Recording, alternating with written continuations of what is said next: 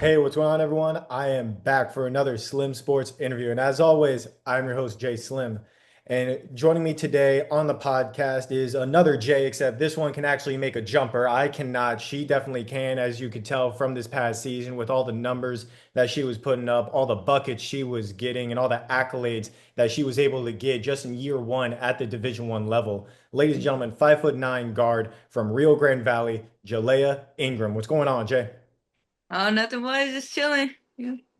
Hey, excited to get you on. I had your teammate on earlier this season, Charlotte O'Keefe, who was hmm hyping you up. And I mean, she's an absolute baller herself, second in the country in rebounds. You hmm yourself putting up numbers in every single category, it seemed like. And we're going to hop into it here in a sec. I mean, all the different accolades and awards you were able to get just in year hmm one at the Division One level. And I want fans, viewers that are just now getting to learn your name, see your face for the first time, to get to hmm hear about some of these accolades in a segment that I like to call Resume Rundown, where I'm going to show off what you do best by doing what I do best, and that's making a graphic that's going to show off all of these awards. And I'm going to go back to your JUCO roots real quick, where you were with McLennan College and you helped lead them to back-to-back North Texas JUCO Conference Championships. So right off the bat, you're able to be a winner, be a part of winning programs, and you come over to Rio Grande Valley, help them to their first winning season in a long time and their first ever postseason appearance, going to the WNIT. And you yourself, you were Southland Conference Newcomer of the Year, first team All Southland, and even set the single season record for this program with free throws made. Ended up making, I believe it was 193 free throws on hmm the season. So obviously able to get to the free throw line at will. Yeah. And you, all this started off game one. I know a lot of JUCO products. I've worked in the JUCO field for a long time, and a lot of them, when they make that next step, sometimes they hit a wall. And it seemed like that wall, you were able to go right through it. And hmm I mean, 20, I believe, let me see here. First 9 games of the season, you had double figures in points. 3 of those games, you had 20 plus points. Talk to me real quick about making this early impact. What really went into it, and how did it all seem to click so early? Well, I've always been taught to just be a dog, and so I just wanted to just come in knowing that I will.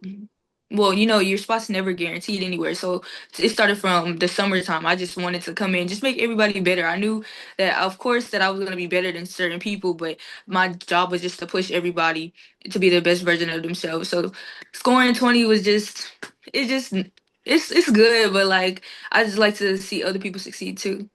Hey, I mean, you were able to do quite literally everything. I mean, on the season, 17 points per game, 7 rebounds, 4 assists. I mean, let me see here. Where are we at? East Texas A&M, you put up 29 points and 5 boards there. UIW, towards the end of the season, 31 points, 8 rebounds, and 5 assists against them. And then in the Southland Conference quarterfinals, going against Northwestern State, 22 points, 8 rebounds, 6 assists. So not only able to score the ball, but also dish it out. And your hmm averages on the season, you ranked second in the Southland Conference in scoring, third in rebounds, and third in assists. Talk to me real quick. I know you said that you were always kind of trained to be this way, have that kind of mentality, but what else would you say were the other factors? What was the X factor as far as you being not just a dominant scorer, but this overall complete player? Of course, I want to win, and everybody wants to win. Losing does not feel good. So I've always had the mindset of going into the game that I just want to win. I hate losing. The feeling of losing, it just doesn't feel good. I'll probably ponder on it for a little bit, but it's just like I carry that even into practice. I'll just feel some type of way about how we lost, and then carry that onto practice, and just hopefully for the next game to just be better. Hmm.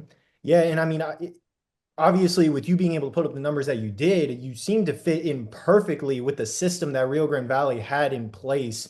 To where I know when I talked to Charlotte before, you guys had to adapt throughout the season here and there, make some changes, but it seemed like you guys were always able to make those contributions. How would you say your style of play really seemed to fit into Rio Grande Valley's system?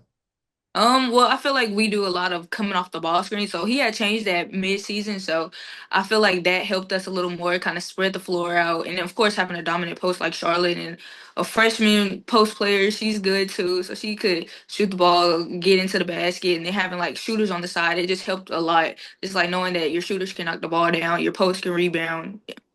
And I mean, that's why you guys were able to compete with some tough competition early on in the season, where even though there were some tough losses here and there, I believe you guys even had a 4 game losing streak at one point. It's not like Mhm. you guys were going against scrubs. You guys were going against number 10 TCU, Houston, which now seems like a rivalry there because you Mhm. guys beat them last year and it was a very close game this year at your place.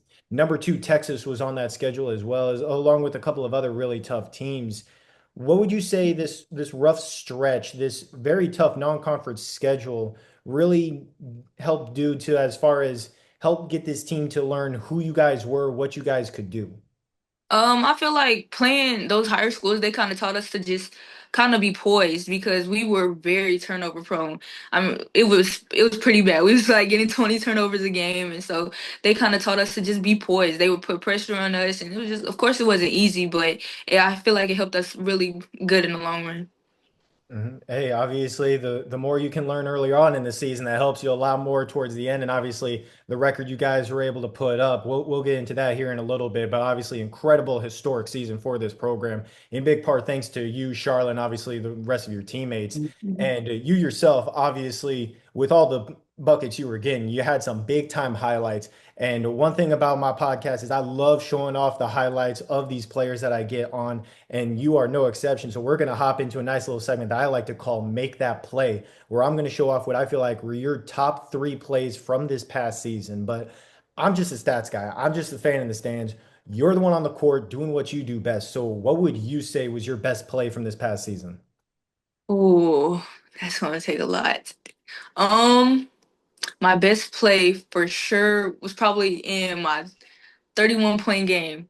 I It was just me and the girl one on one. I'm on the wing and I cross her over. She kind of like moved a little bit and then it kind of went up off the backboard. It went like off the back of the backboard and then dropped in. I was just shocked. I was just kind of like really shocked myself. I was like, dang, I don't even know how I pulled that off, but that was a good one. Um, I would say probably against Houston Christian. It's on a fast break, and I'm coming down, and I kind of like cross the girl, and then I go up with my right hand on the left side. It was a pretty tough play. It looked cool on camera, but yeah, that was one. And then my last one, I'll probably say against Houston Christian. I'm coming off they're in the zone, and I come off the screen and I dish the ball to Charlotte. It just looked like a really cool pass, so I really like that one too.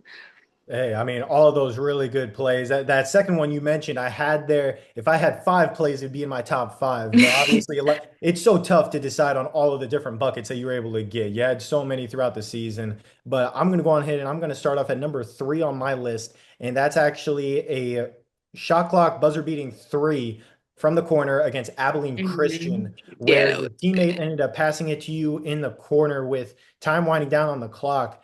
And she was right there in front of you, as well as 2 defenders coming from each side. So really, you got 3 people in front of you, and you managed to get it off in time and beat the shot clock before it ran out for a big time three for your team there. Number 2 on my list is an and one that you had going against Houston. I mentioned before, that's kind of seeming like a little rivalry between those 2 programs now Mhm. with how tough those games are. And you ended up getting a nice little handoff, drove down the lane on your defender where she ended up coming down with you right on your hip, and you ended up getting up there, rolled it in, got that layup, and I mean through contact left and right. I mean she basically boom tackled you there a little bit, but you were able to make it through that contact, get to the free throw line, obviously cash it in like you do best. Number one, another shot against Abilene Christian where it was a huge and one there where you ended up driving down the lane on a nice little fast break, made that layup with while basically battling the defender the entire way. And it seemed like every time they were fouling you, you weren't just getting a little hand check, you were getting the entire body because this one also basically brought you down entirely, but you were able to power through, make that shot, and as always, went to the free throw line, catching the free throw there. So those are Mhm. 3 of obviously a whole lot of plays you had throughout this season. I mean, I went through synergy, looked through every single one, and obviously, that takes a little bit of time with as many as you made. And Mhm. you and Charlotte, especially, were you both were first team all conference selections, rightfully so. Very dominant 1-2 punch for this Rio Grande Valley team, where you guys both averaged about 35 minutes a game throughout the season, especially towards the end of the season. Both of you were playing Mhm. 40 plus minutes. If you had an overtime game, you were playing 45 minutes. Yeah. That's how much you guys had to be on the court. You guys were iron women on the court for your team. And obviously very effective 1-2 punch there. Talk to me real quick about the dynamic duo between you and Charlotte and how the rest of your teammates were able to help get you guys to click and how your guys' contribution allowed them to succeed as well. Oh yeah, I feel like we just clicked off from the jump. Like from the summer, I already knew that we were going to be a great duo. We would play on the same teams, like in our scrimmages, and so anytime we did ball screens, I was just like, oh yeah, this is gonna be my dump off partner. Like we could, and she always. She looks for other people more than she look for herself, but whenever it's time to look for herself, she's gonna do that. But that's what I like about her. She's not gonna take the hard shot. She's gonna take the easy shot and ditch other people. And so our team kind of helped with that too. Like we all just feed Charlotte. We know to just feed Charlotte and we're gonna get it right back. Oh yeah, one of the most dominant rebounders over the past 2 years in the entire NCAA. Obviously, the best in Southland Conference action, and that the 1-2 punch between you and her obviously is why you guys were able to have the season that you guys had. You guys went 21 and 14 overall, 16 and 6 in Southland Conference action. I believe you guys got a bye in the first round of the Southland tournament. Obviously, Hmm. went on beat Northwestern State, where you guys beat them in the quarterfinals, 76 to 67, beat UIW in that game where you had the 30 balls 72 to 64, and even got a win in the first round of the WNIT, got a postseason Hmm. nod, first time program history. You guys made good on that, got a win over Austin P 71 to 59. So obviously a whole lot of wins there. And what's awesome is they're in the middle of conference action. You guys won 10 of 11 games. So big Hmm. time win streak to really climb up the conference standings. And you and I talked before, obviously, about the non-conference schedule, how you guys learn to have poise, not turn the ball over as much. What else would you say really went into the conference schedule to where you guys were able to grab all these wins, put wins together, climb up the standings, and be able to show everyone that you guys meant business? Honestly, just being confident in ourselves. Like we knew nobody was gonna pick us to be your top team. And we already knew that coming in. So it's just by proving everybody wrong and just coming out and playing hard. Hey, that's all you can do. Obviously, that's why you've had all the championships and success in your career. That's why UTRGV was able to have the season that they had. And I Mhm. mentioned before, obviously, you guys had that win in the Southland Conference Tournament, had the win in the WNIT. And when I had Charlotte on, Charlotte is a longtime member of this program. She's been there since her freshman year. So I got her outlook on those wins. But I want to get your outlook as a newcomer coming in, able to make this impact for this team, help them to new heights, into history for this program. Talk to me real quick about this run in the postseason, both with the win in the Southland Conference Tournament as well as WNIT. And what would you say was it that really clicked in the postseason? Because as we all know, when you reach that postseason, it's a different mentality that you kind of have, knowing that your season is on the line. What really went into those wins? Yeah, I mean, just knowing once we get to like the postseason, like everything is not guaranteed. You're not guaranteed to just win. A win is not given. We just had to know to just come in and play hard. Like I've said before, we just had to come in, play defense, do the little things, and just put in the extra work. Hey, always got to put in the extra work. Absolutely. And I love that you're representing UTRGV with the jacket Yeah, on, got the little yeah, logo there. Got to show some love. You're not going to be wearing that. Well, I'm sure you're going to be wearing the jacket 'cause I'm sure it's comfortable. It looks hmm pretty good. But you yeah. did take a chance on yourself after the season, entered your name into the transfer portal. So next time I have you on this time next year, hopefully, you still want to come back on. You'll be wearing a different logo. Hmm. And I know everyone has different expectations when they're in the portal nowadays. You got to bet on yourself, try to make the best outcome for yourself to get to that next step, that higher level. What are your expectations in the portal right now, and how would you describe your style of play as far as what kind of system it's going to best fit in order for not just you, but the team that you join to truly succeed? Of course, for the reason I took this step into the transfer portal, obviously was to bet on myself. I feel like I could play at the higher level and just want to go somewhere where I can compete with people that are on my skill level, and I just really just want to see if I can go play with them, like play against the Texas. I've played against them, and I just really think that I can play against them. So I'm really confident in myself about that, and I just for my team that I'm going to go to, I just kind of hope that well, I need them to kind of just learn that this is my mid range game. The mid range is all me, and so I feel like if we come in our ball screens, and I can get it to the post, I can get it to the wing, and I can just pull up. So I feel like we'd be very successful if they just stick with that. Hey, there you go. Definitely can't wait to see where you end up. Definitely going to be supporting you no matter what team you're representing. You already know you got a spot on Some Sports Podcast next year after you go off, win another all conference award, helping leading team to even more wins, obviously. Mhm. And you've gotten to play alongside, obviously, I mentioned Charlotte, who I've had on already, and a lot of Mhm. great teammates from UTRGV, as well as your time with McLennan. And I'm sure you know a lot of other players around the country that are playing at the D1 level. And I want to give you a chance to recommend some people that I can get on this podcast this season, next season, and moving forward to where they can do the same thing that you're doing now. Talk about their careers, talk about their stories in this segment that I like to call Who's Up Next. So, who would you say is up next on the Some Sports podcast? Shaslyn Detter for sure. She's our freshman on this team on the UTRGV. She's a freshman. She's good. I feel like next year she's gonna have a great season. She's a freshman. She makes freshman mistakes, but next year she's gonna have. I feel like it's gonna be her break season because Charlotte's gone. I feel like it's her time to shine. Hey, there you go. Obviously, some big shoes to fill, but from the way that you're hyping her up, you talked about her a couple of times during this interview.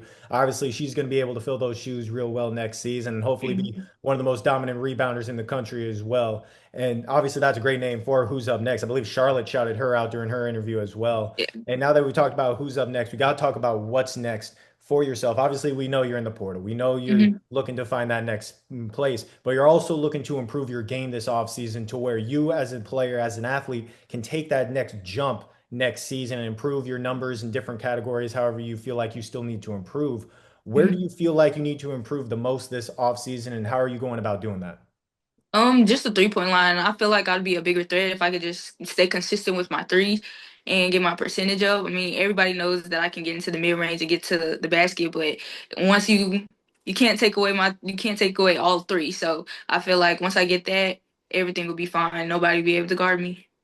Hey, there you go. Obviously, a killer at the rim, a killer in the mid range. And I mentioned one of your threes in my top three plays. Obviously, you're able to make it with three people in front of you. So once you get that shot down more consistent, you are going to be deadly, one of the top players, not just in whatever conference you're part of, but in the country if you're able to develop that 3-point range. No doubt in my mind. Definitely excited to get you on the podcast. When Charlotte was telling me about you and I looked through the film, saw the numbers, I said, oh, yeah, we got to get her on. She is a dog. You have proved that all season long, and you already know you got a spot next year, and hopefully next year, whatever team you got, I got an autographed jersey in there, hopefully added to the collection. So we'll see, because those are a little pricey. Those are like $100.